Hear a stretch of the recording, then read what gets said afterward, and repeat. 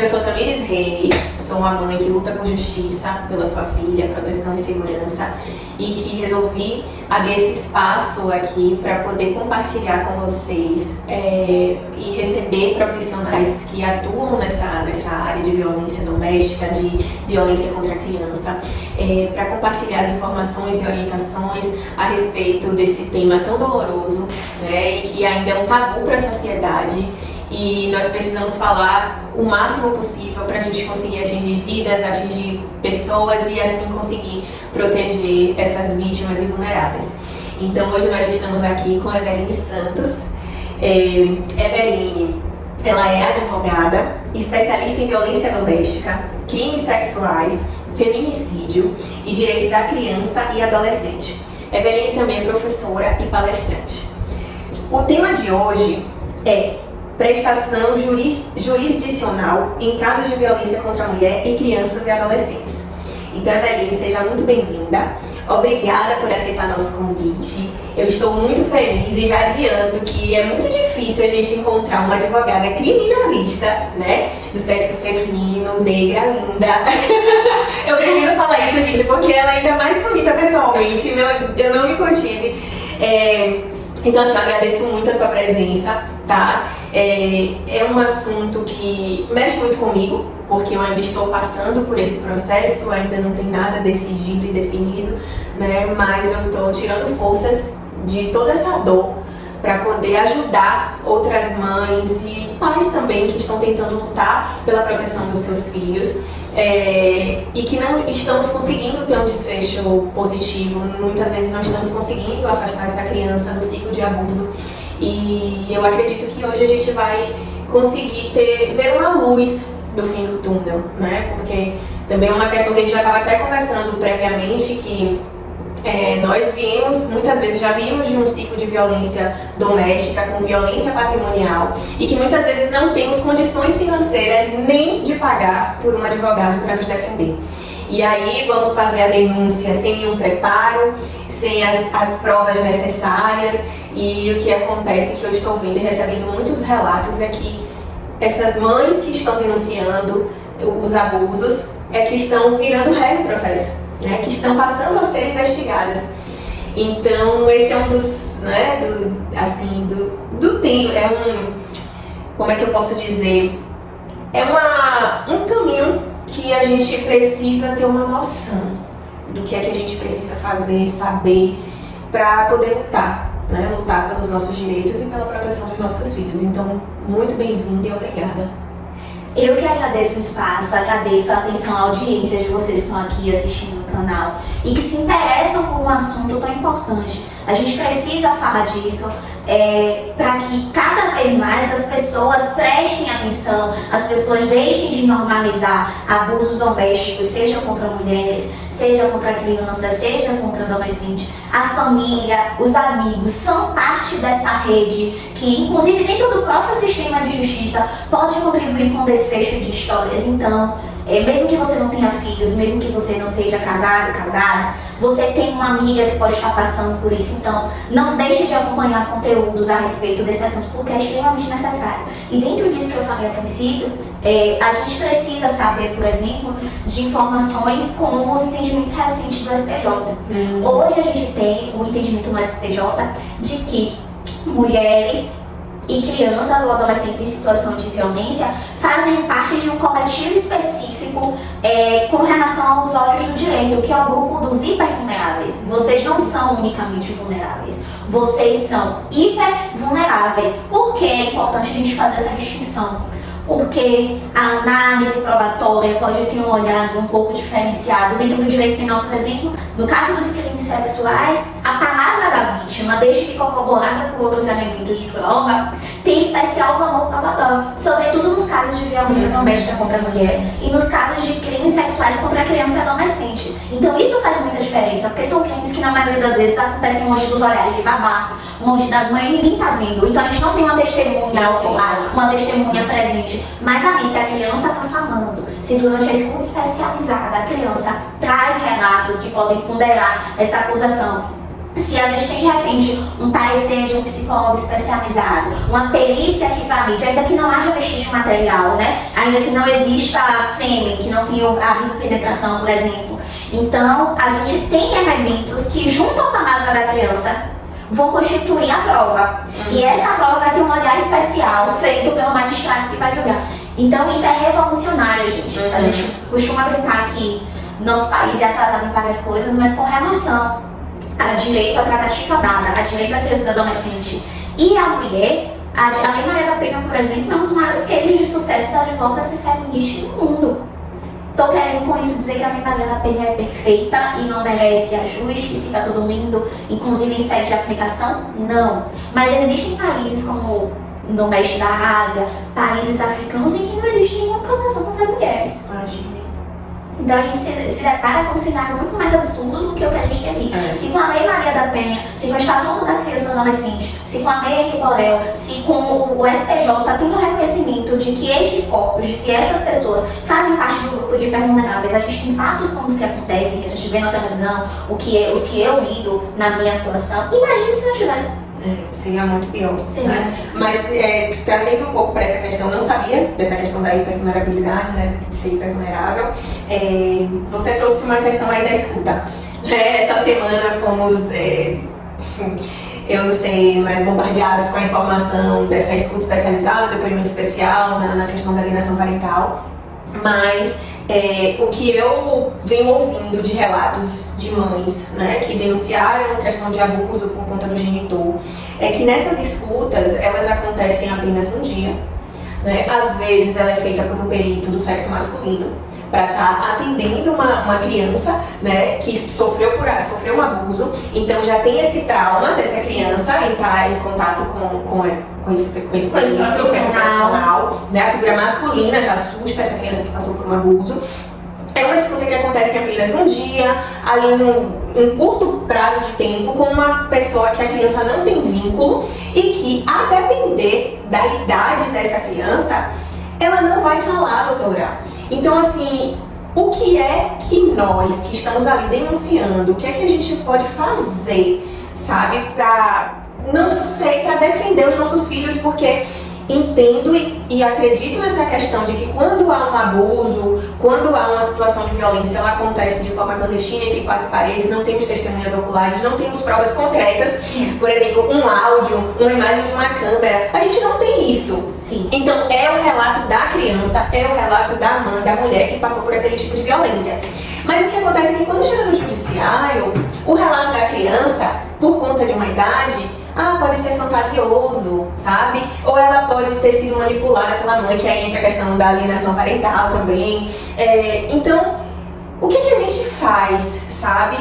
Assim, não sei quais são suas orientações, o que a senhora tem a falar um pouco sobre isso, né? Sobre de não conseguir que a criança fale na escuta, né? Da importância dos outros elementos, da importância do relatório psicológico da profissional que já acompanha essa criança há muito tempo, que tem um vínculo com essa criança e que essa criança já relatou para esse profissional. Então, assim, eu acredito que são falhas que a lei tem e que, de fato, a acusação, né, do genitor, do outro lado, pega essas brechas a seu favor, né? Então, o que a gente pode fazer? Então, olhando assim de fora, eu entendo que do lugar de familiares que estão ali em busca de defender aquela criança, muitas vezes pode parecer um absurdo. Meu Deus, uma menina, uma criança vítima de abuso vai falar com um psicólogo, com um especialista homem? Como é que pode? Gente, a princípio, o que precisa ficar claro é que preferencialmente, assim como na Lei Maria da Penha a gente tem que o atendimento, o acolhimento na unidade que recebe a mulher, prioritariamente será feito por uma mulher, a lei não fala da obrigatoriedade ou exclusividade de ser feito por uma mulher.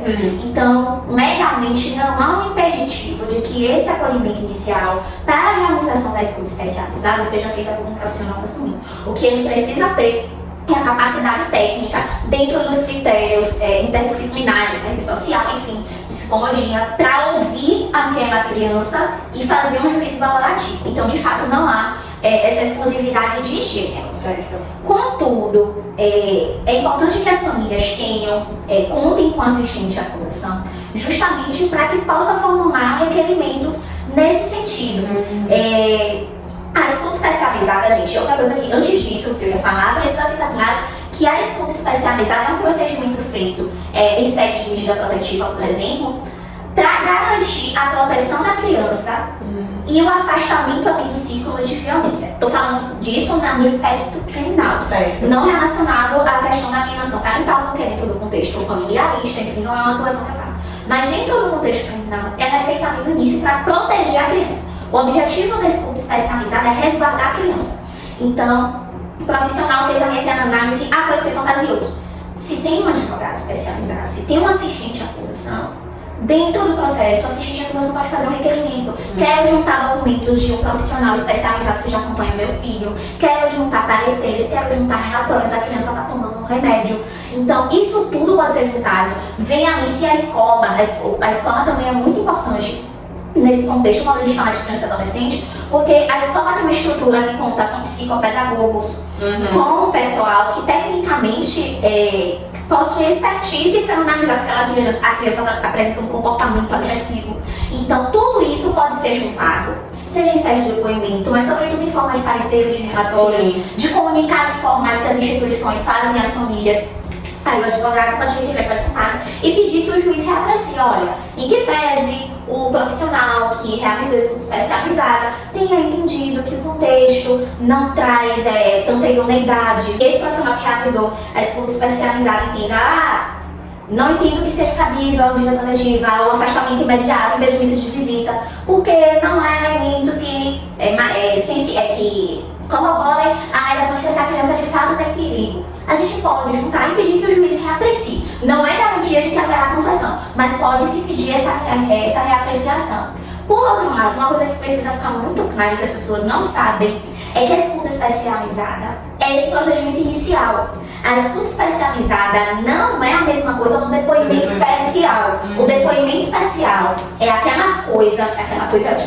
O depoimento especial é um procedimento em que um membro do Poder Judiciário ouvirá a criança em sede de instrução processual a fim de fazer a colheita de provas. Inclusive, a lei que instituiu o depoimento especial e a escuta especializada nos traz que, em regra, a escuta especializada, em regra, o depoimento especial só vai ser feito uma vez. Ele só pode ser realizado novamente com autorização da família da vítima ou da própria vítima, se maior, e obedecendo uma série de outros critérios. Então, em regra, o depoimento especial não se repete, porque para não revitimizar aquela criança. Então, se de repente, na hora da escuta especializada, o parecer não foi o que você esperava, não se preocupe, porque a título probatório não vai fazer tanta diferença. As coisas podem mudar, de repente, a escuta especializada feriu uma coisa, mas na instrução processual você feriu outra. Entende? Então, se naquele primeiro momento o profissional homem não vai ter cuidado,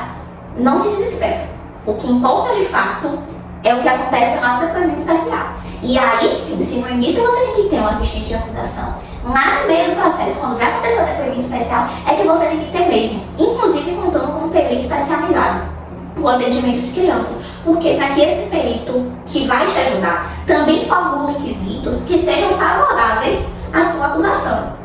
Então as pessoas têm muito o vício de dizer criminalista só atua para os bandidos. As vítimas também têm direito de ter um criminalista. E, se possível, contratem, porque faz muita diferença. É uma outra dúvida nossa, né, que eu também não sabia, assim, precisa de advogado, não precisa. É quando vai se prestar uma denúncia, né, de abuso sexual infantil, já vi que tem várias formas a percorrer, existem várias portas de entrada. Antes eu acreditava que prestar uma denúncia, uma queixa, só era na delegacia, né? Mas hoje eu entendo que tem conselho tutelar, CREAS, uma própria psicóloga de algum órgão do governo, enfim, pode estar sendo a porta de entrada, né, para essa denúncia, essa queixa. E o que eu não sabia também é que não precisa eu ouvi muito isso, não precisa de advogado para esse processo, porque quem vai defender a criança é o Ministério Público, como se o Ministério Público, o promotor, enfim, fosse o advogado de defesa da criança, tá? E aí falou, não, nesse momento não cabe advogado. E depois eu soube que existe o assistente de acusação. Então, assim, só para esclarecer, né, qual é essa função, porque parece que, assim, o assistente de acusação não é advogado, tá, gente? Ele tá ali, sabe? Então, assim, fica confuso pra gente gente que é leigo no assunto. Se a gente tem direito, se não tem, se cabe contratar ou não. Por favor, nos esclareça. A essência processual é só uma confusão super comum. E eu adoro isso, porque todo mundo fica, odeia os criminalistas. Aí aconteceu isso comigo. Você sabia que você pode ter um criminalista? Eu posso. Pode, mas você odeia a gente. Vai fazer o quê? Vai flexibilizar a lógica? Como é? Então, gente, o que acontece? Em regra, o processo se opera sobre um tripé, né? O judiciário, o Ministério Público e a defesa. Isso o processo penal. A essência do processo penal é essa triangulação aqui. Contudo, a gente tem o juiz fazendo a análise dos elementos de prova do Fórum Cúmplice Delite, que é a fumaça de cometimento do delito. Vai analisar os elementos relacionados a comprovar a autoria, a materialidade. Então, o juiz vai analisar isso tudo e vai julgar. Aqui, a gente tem o advogado de defesa defendendo o acusado, os interesses do acusado. É importante dizer que é do acusado, não é do culpado, tá, gente? Porque legalmente a pessoa só é culpada após o trânsito em julgado de uma sentença penal condenatória. Então, enquanto houver a possibilidade de recorrer, ele é acusado. E por fim, temos aqui o Ministério Público, que, ao contrário do que te disseram, não é advogado da vítima. O Ministério Público é um ente responsável por defender interesses coletivos, difusos e a sociedade. O papel do Ministério Público é defender a sociedade. Inclusive é por isso que o MP sustenta um princípio que, ao meu sentir, da maioria dos meus colegas criminalistas, não existe, que é o indúbio pro sociedade. Esse princípio é uma coisa inventada pelo Ministério Público para defender a sociedade. O que de fato existe é o princípio do indúbio pro réu. Na dúvida, há que se beneficiar o réu. Vocês podem até discordar disso, com a legitimidade do que vocês quiserem, é um direito que se tem de se discordar disso. Mas o MP, inclusive, sustenta a existência desse princípio, indúbio para a sociedade. Por que sociedade? Porque o MP defende interesses difusos, coletivos, o MP é fiscal da lei. O MP defende a sociedade. As pessoas acham que é só isso aqui. Inclusive que o MP vai defender a vítima. Não é, o MP também defende a sociedade. A vítima, se a gente olhar esse tripé que se apresenta essencialmente, tá ali como mera depoente, pela lógica do MP. É a pessoa que vai dizer, fulano fez isso comigo, o que vai acontecer isso. Pronto, acabou a participação da vítima.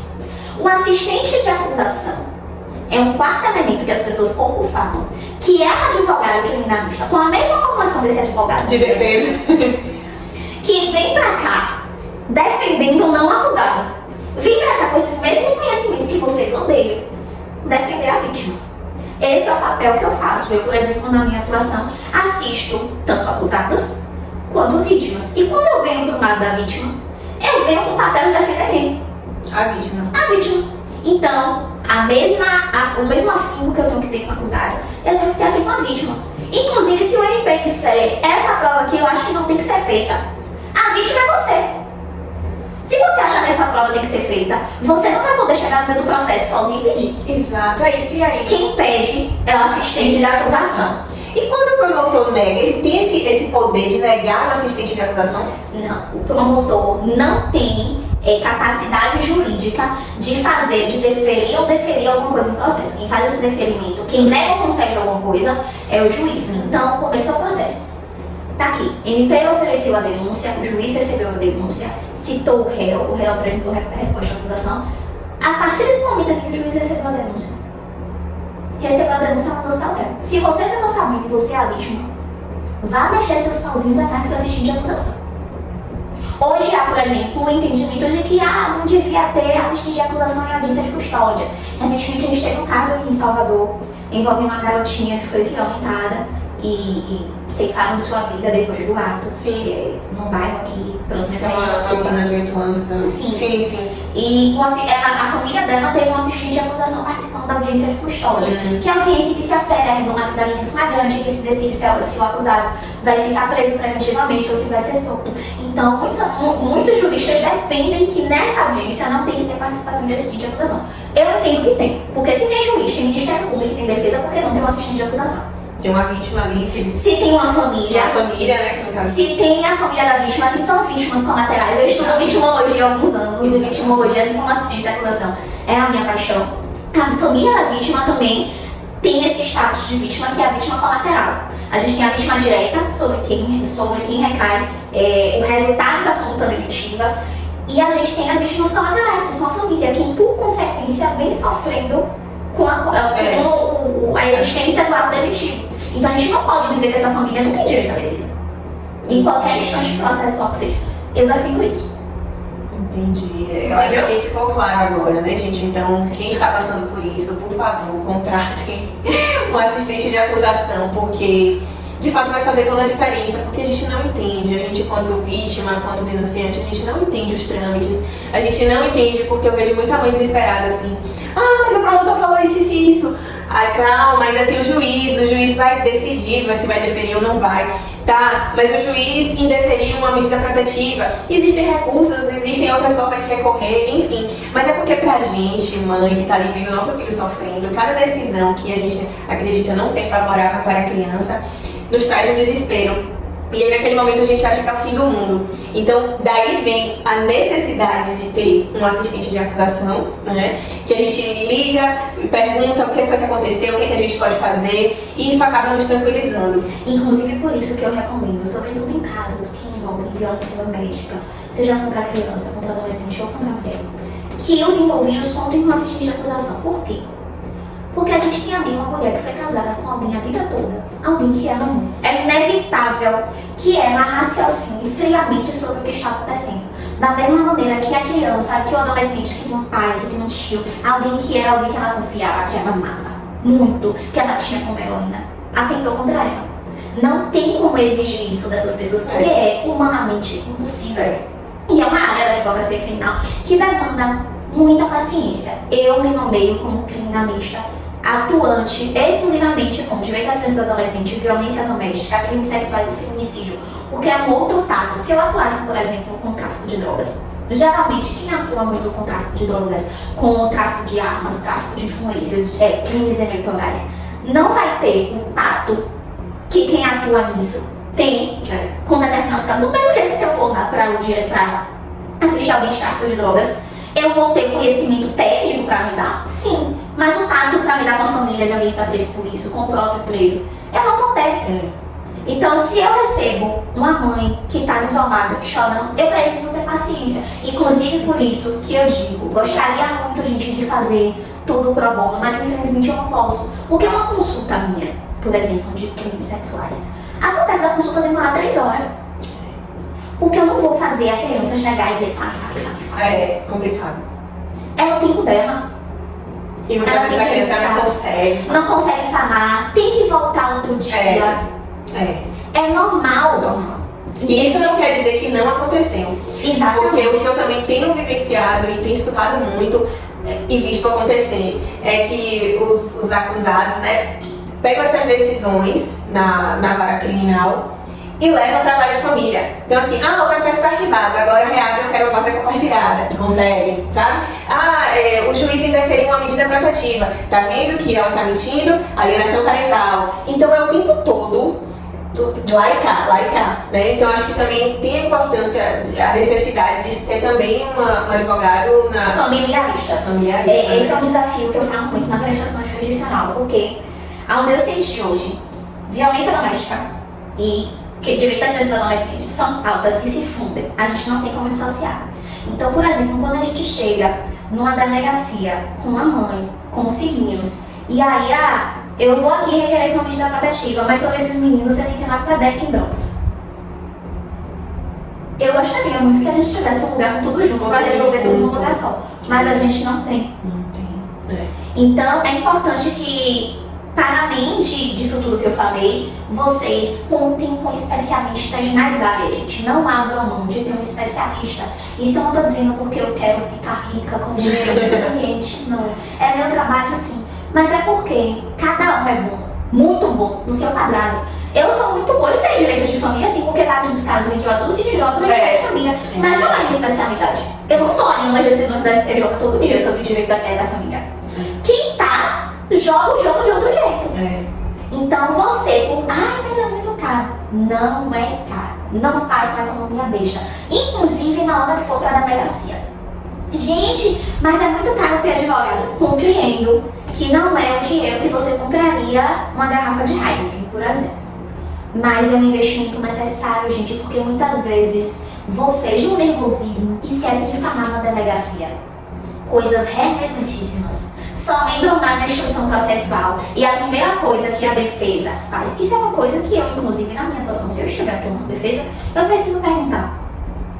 Olha, tô vendo aqui essa alegação sua agora, mas como vamos ao seu processo? Em sede de inquérito policial, não tem isso. Na sede especializada, não tem isso. Por que isso foi trazido agora?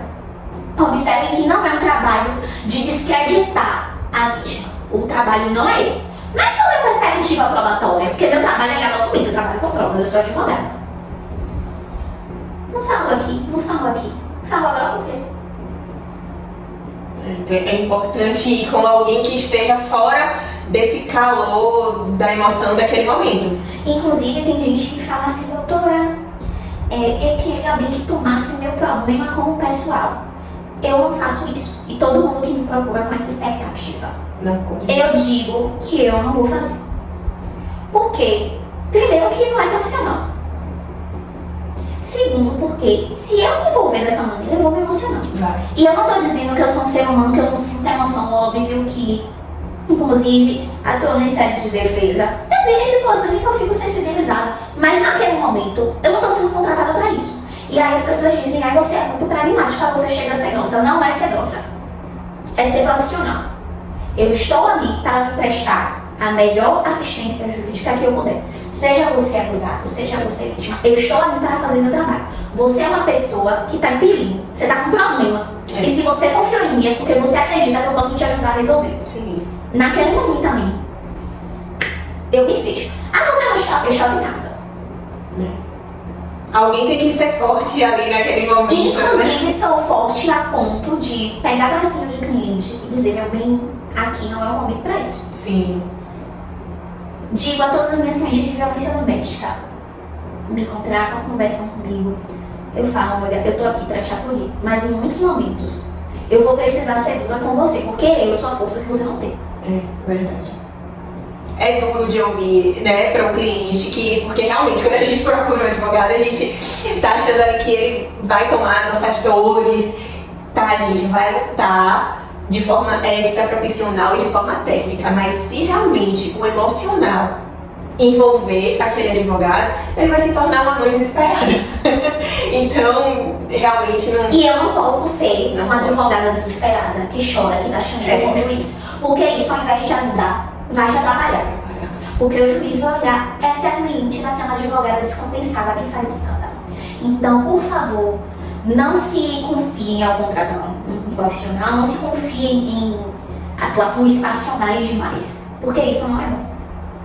Se você quer um aspecto passional, você não precisa de mim. Você contrata um ator, você precisa de um advogado. Eu sou advogada. É isso que eu sei fazer.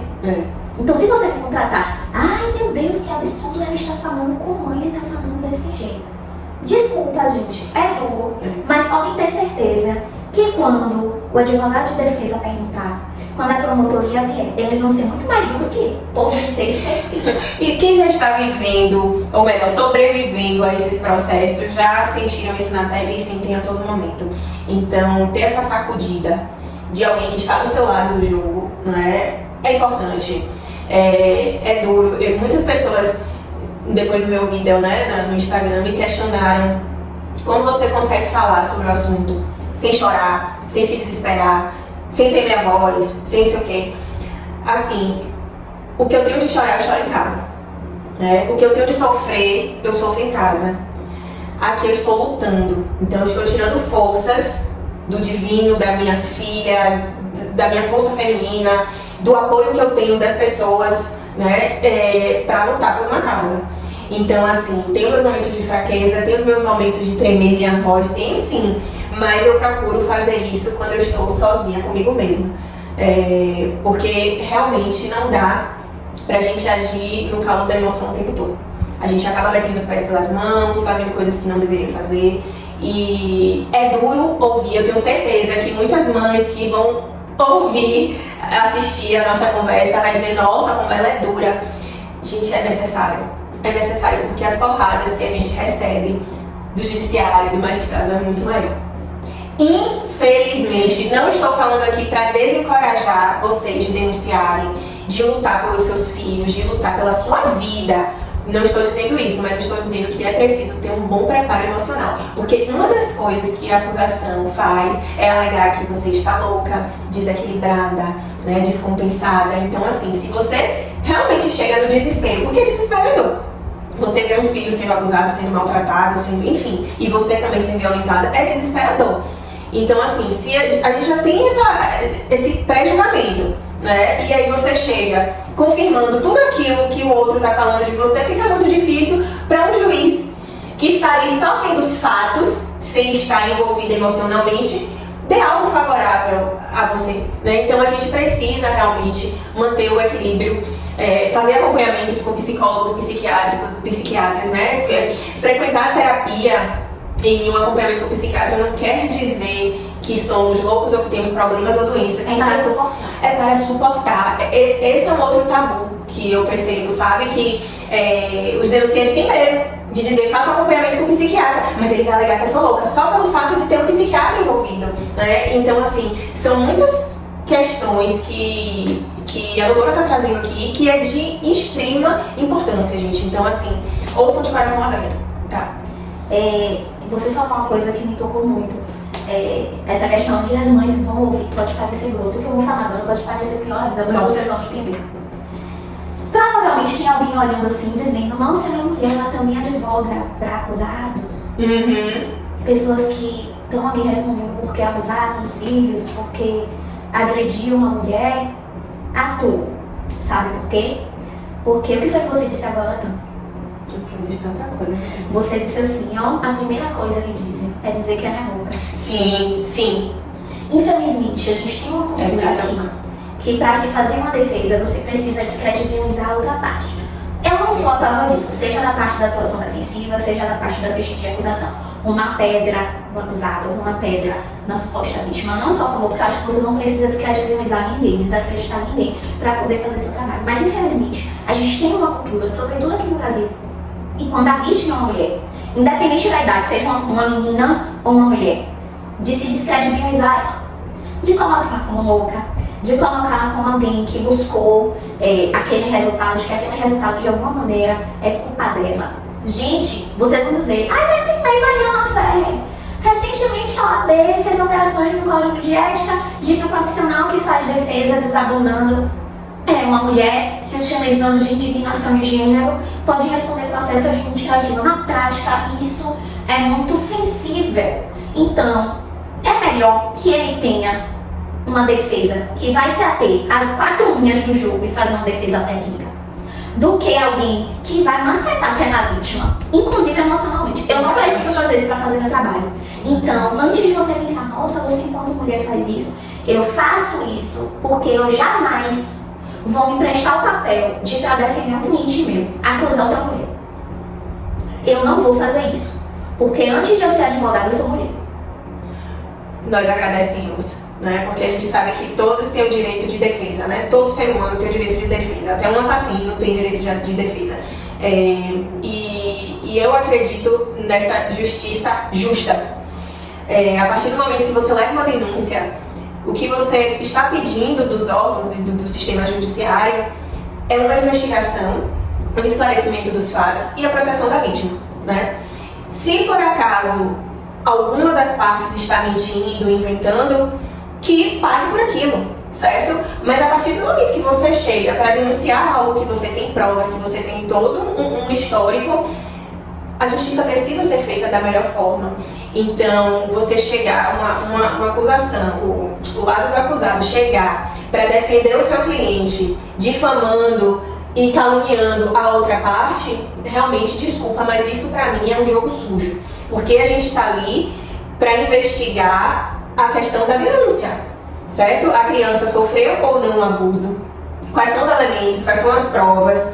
E não simplesmente chegar e dizer, ah, mas a mãe é louca, a mãe não aceita o fim do relacionamento, ela é desequilibrada, ela tá querendo dinheiro, ela tá querendo atenção, ela tá querendo mídia. Tá, agora esqueça tudo isso aí. E foca no que a queixa foi o quê? Foi do abuso, tá? O que você tem para defender o seu cliente disso? E não ficar massacrando a mãe. Então, assim, eu realmente fico feliz em ouvir isso. Foi um questionamento também que eu fiz, tá, gente, como mãe, denunciante. Eu falei, meu Deus do céu, eu vou levar a Eveline lá e ela também. E agora, sabe, as mães vão cair em cima de mim. Mas agora eu entendo, gente, porque a gente também precisa ser sensato, né? Então, assim, todo mundo tem direito à defesa, né? E a gente está realmente lutando por justiça. E se a gente quer uma justiça justa, clara, a gente precisa aceitar que o outro lado se defenda. Claro que mantendo a nossa criança, os nossos filhos em segurança e proteção, mas tem direito de defesa. E o que você pode fazer discordando do direito de defesa é contratar seu assistente de acusação. Sim. Porque é o assistente de acusação que, inclusive, verificando, olha, a defesa dele está atacando ela por questão de gênero. Exatamente. Vamos pedir que isso seja desentranhado por causa de nulidade processual. Você não sabe disso, mas seu advogado sabe. Exatamente. E é a gente que faz isso. Vocês sabiam, por exemplo, que a vítima tem direito à indenização? Não. Dentro do processo penal. Um dos efeitos da sentença penal condenatória é a reparação do dano causado pelo delito. Então, se não for pedido um valor, inclusive tem esse entendimento acerca da reparação da vítima, tá, gente? Se o valor não for pedido, tem tribunal que entende que se o valor não for pedido lá no início pelo Ministério Público, a vítima não pode pedir depois, no fim do processo penal, não. Ela tem que entrar com ação civil ex delito, tendo como fundamento a sentença condenatória, que é um título executivo, judicial, né? Foi uma decisão proferida por um juiz. Entrar nesse passível com ação indenizatória. Ou tanto vai esperar o processo criminal acabar, transitar em julgado, para ir pedir um processo civil, que vai demorar mais um bocado. Se você tivesse um assistente de acusação, esse assistente de acusação podia começar com o SP. Desde o iníciozinho. Doutor, por favor, não esqueça de pedir essa indenização aqui, não. Porque se tiver sentença condenatória, o dinheiro já vem junto, só pega executar no final. A vida, gente, é importância. Não tem como a gente saber. Não Faz total diferença. Faz. Inclusive, tá uma outra informação. Vocês sabiam que todo mundo se insurge. Ai, meu Deus, foi preso, pagou fiança e saiu. Vocês sabiam que parte do valor da fiança é destinado a reparar a vítima lá no final do processo? Sério? Isso de violência doméstica, porque crime de estupro é inafiançável, né? Sim. Qual é a pena, doutora? Assim, né? A base pode ser de 6 anos. A pena base é de 6 anos. E aí pode ser de 6 a 20 anos. E aí vai ser calculando a partir da dosimetria da pena. Entendi. E a partir do momento em que há uma condenação, definido a pena, aí a outra parte pode ficar recorrendo? Em regra, a pena só será executada após o trânsito em julgado. Mas o que acontece hoje, na imensa maioria das vezes, é que a partir da acusação, essa pessoa é presa preventivamente. E fica presa preventivamente quando o processo está ali rolando. É por isso que às vezes vocês veem na televisão, não sei quem ganhou o direito de recorrer em liberdade. Às vezes aquela pessoa está presa preventivamente, mas ali na sentença o juiz condenou, mas deixou recorrer em liberdade. Então revogou a prisão preventiva e ele pode ficar solto mesmo enquanto condenado, porque ele vai recorrer até o trânsito em julgado em liberdade. Certo? Mas isso não impede que de alguma maneira, em algum momento, por exemplo, se ele tentar fugir para frustrar a ação penal, o juiz não coloque de novo essa prisão preventiva. Entendi. Entendeu? Mas casos, principalmente casos de muita repercussão, a pessoa fica presa. Fica presa preventivamente. O que vocês precisam entender e diferir é a prisão antes da execução da pena e a prisão pós-execução da pena. E essa é a confusão que vocês fazem. O fato da pessoa, tá presa, não, a pessoa às vezes está presa. A imensa maioria dos presos no Brasil hoje são presos provisórios, são presos sem condenação.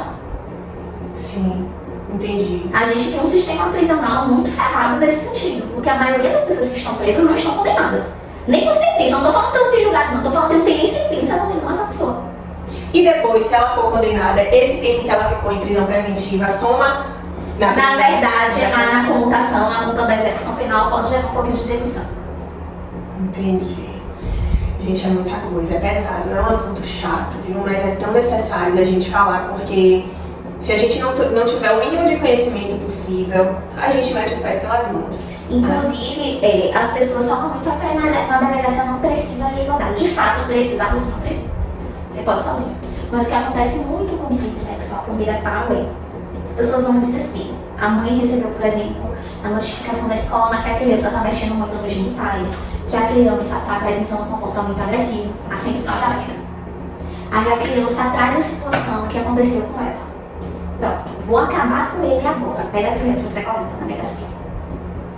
Com quais provas? Mas você disse no início que são impermeáveis e que a palavra tem especial valor probatório? Sim, desde que corroborado com outros elementos de prova. Antes de sair correndo para a delegacia, passa uma consulta com um especialista.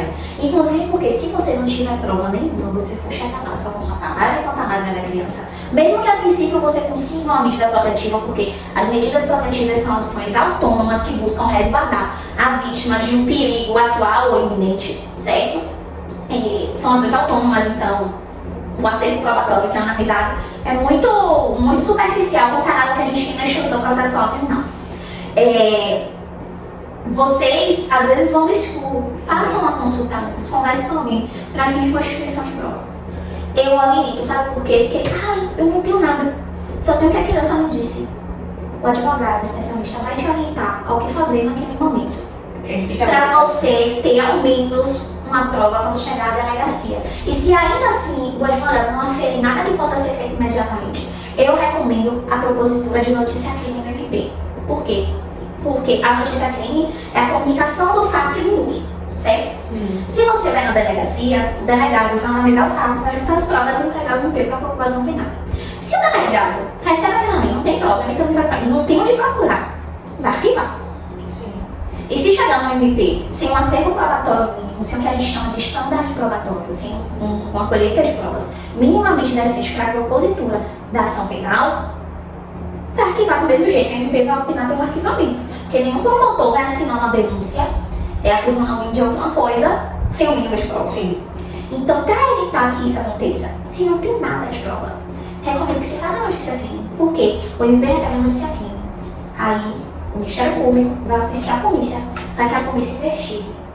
Você sozinha, chegando na delegacia, pode receber assim: ai meu Deus, não tem prova lá pra casa? Como assim? Eu tô falando sozinha. Mas se aí o pedido de investigação vem do MP, o cenário já muda. E aí entra aquela questão de que o relato da criança e da vítima deveria ser o suficiente, né? Porque não tem como comprovar. Nesse caso eu também, falou pra escola, falou pra psicóloga, aí ok. Mas quando é ali entre quatro paredes, né? É difícil a gente ter essa credibilidade da nossa fala, do nosso relato, ainda mais tratando de uma criança quando chega numa delegacia. E eu contei até isso no episódio anterior, que quando eu fui pra delegacia, eu fui com um advogado, na época, né? E ainda assim, o policial que me respondeu, me recebeu na DERCA, falou que não era lá que era pra fazer essa queixa, né? Sendo que antes de ir na DERCA eu tinha ido no Conselho Tutelar, então eu já tinha um encaminhamento pra ir pra DERCA e foi aí que eles aceitaram me atender. Então, imagine, se eu não tivesse ido no Conselho Tutelar antes, ou se eu não tivesse como um advogado me acompanhando, eu teria ido embora? A queixa não seria prestada? Eu não sabia que poderia ir diretamente ao Ministério Público, sabe? Então, assim, gente, é isso que eu digo, o objetivo aqui desse canal é realmente passar essas informações, orientar, dar um norte e que a gente tenha uma luz no fim do túnel. Que a gente não faça algo que possa vir a nos prejudicar. Né? Porque realmente, no caso de um arquivamento e não conseguir comprovar, e aí a criança volta a conviver com esse acusado. Inclusive, no desespero, as mães, os pais, enfim, os familiares mais próximos à situação de violência cometem erros que na frente vão gerar um prejuízo enorme. Coisa mais comum, print de WhatsApp. Sim. No processo de família, no direito de família, que segue o rito do processo civil, a gente tem a admissão com baixata notarial, que é um documento feito por um tabelionato, uma pessoa que tem fé pública, uma pessoa do Tribunal de Justiça, que dá fé pública, que ela conversa judicial, por quê? Porque a gente pode apagar, enfim, pode manipular. Então, por isso que se tem tanto rigor com prova de WhatsApp. Mas no processo civil, mesmo com rigor, ela é admitida com um pouco mais de tranquilidade. Diferente do processo penal. Recentemente a gente teve uma decisão recente do STJ e do STF a respeito de que provas produzidas através de aplicativos de mensagem, enfim, precisam ser extraídas de uma maneira determinada sob pena de caracterizar a quebra da cadeia de custódia. Então, quer dizer, você pode pegar seus prints ali e levar para pedir uma medida protetiva sem problema nenhum. Inclusive, recomendo que se faça a ata notarial mesmo nessa situação. Mas, para fim de instrução processual penal, onde vai se analisar todo o conjunto de provas, a primeira coisa que a defesa vai dizer é: tira essa prova dos autos, desimprime essa prova dos autos, porque viola a cadeia de custódia. É print, ninguém sabe como é que esse print foi extraído. Então, essas informações são coisas que, sem um advogado, você não vai ter como arguir no processo. Advogar. Vem do latim, advocar. Nosso trabalho, na essência da palavra, analisando etimologicamente, é dar voz a quem não tem. Nós não somos seres especiais, incríveis e super diferentes, não. Apesar de que eu acho que sim. Gente, eu sou advogada, eu não estou advogada, eu brinco direto com isso. Você não tem pretensão de fazer concurso para magistrado com a gente? Eu morreria a 2 cegas se eu estivesse sentada na cadeira vindo a merda acontece. Ai, meu Deus.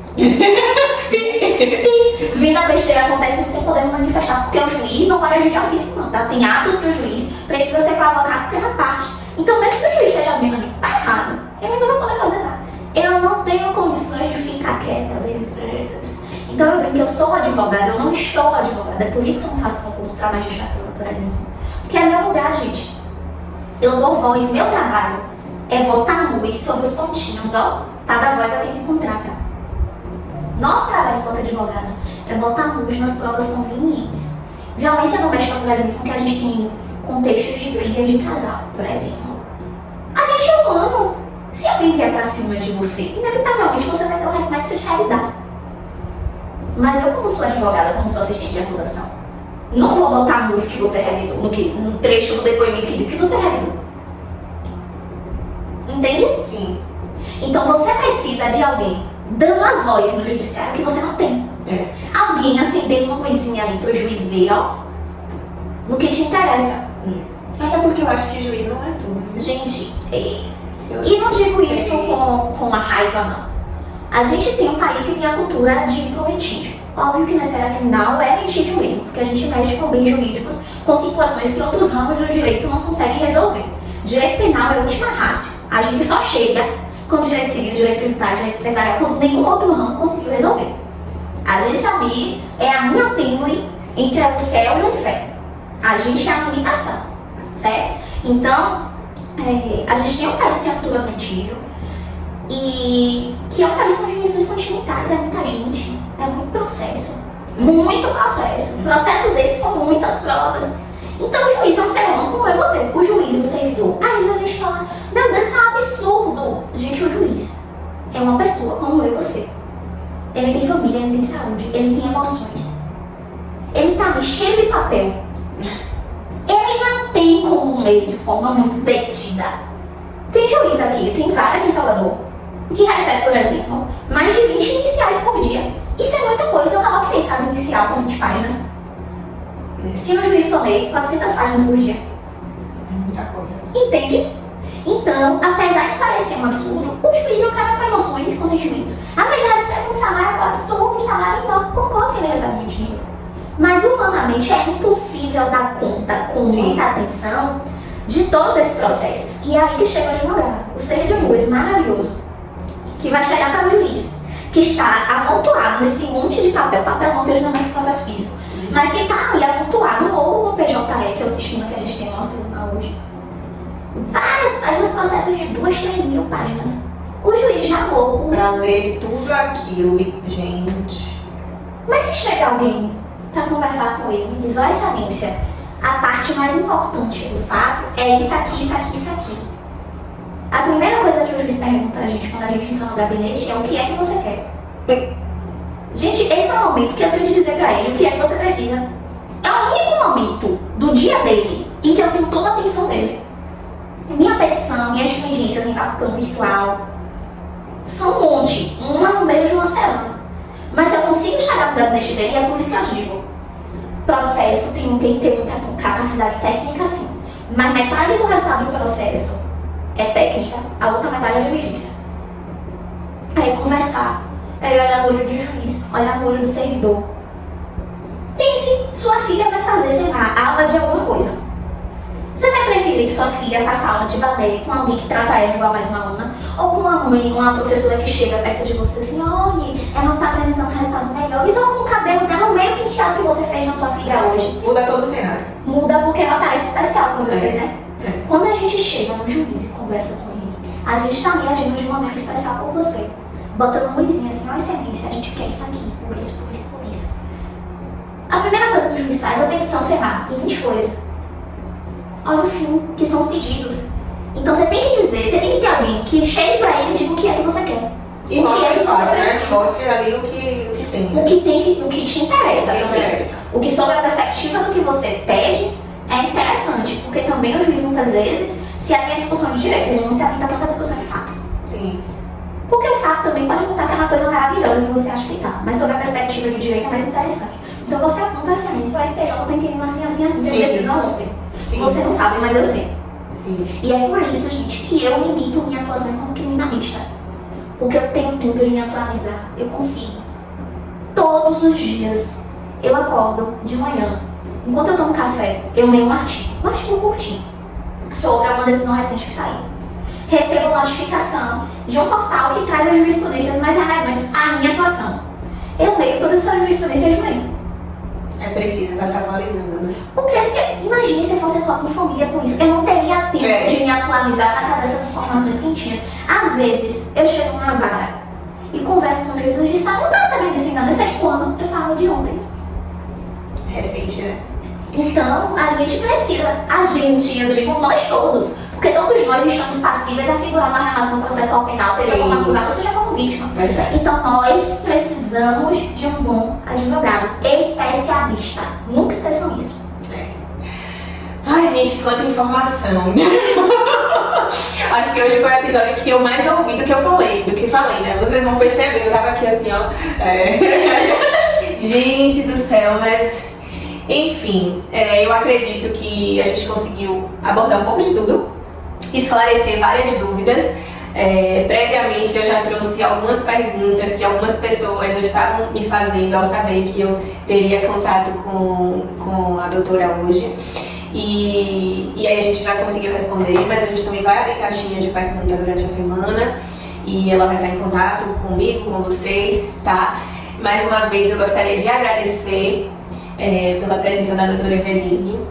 Espero que a gente tenha conseguido contribuir de alguma forma, né, para essa luta, nessa jornada de conhecimento ao abuso sexual infantil e que a gente tenha um futuro melhor para nossas crianças e para nós, como seres humanos, né? Porque aí vem uma outra discussão, que a maioria dos abusadores, dos violentadores, sofreram abuso ou foram violentados na infância.